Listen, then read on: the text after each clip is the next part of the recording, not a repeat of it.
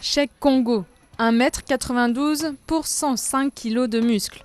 Cheikh Kongo, un nom inconnu en France qui électrise les foules autour des rings aux États-Unis.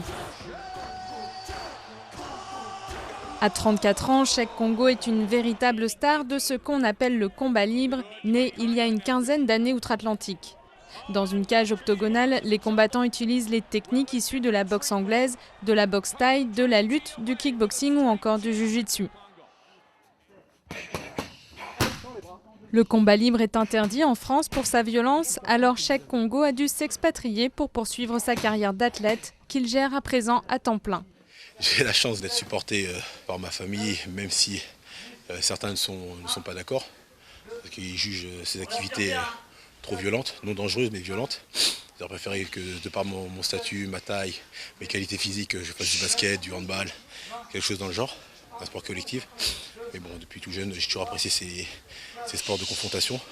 Les sports de confrontation, il connaît. Tout petit, il découvre le kendo et le karaté, puis la lutte gréco-romaine avant de se consacrer au kickboxing et à la boxe thaï. En 2004, il décroche le titre de champion du monde de boxe thaï. Le combat libre est à la croisée de toutes ces disciplines. Pour lui, c'est une évidence. Depuis 4 ans, il est un poids lourd du tournoi américain de l'UFC. Il enchaîne les victoires jusqu'à ce jour de 2007 où il crée la surprise en battant le Croate Mirko Cro Cop, considéré comme le numéro 1 mondial.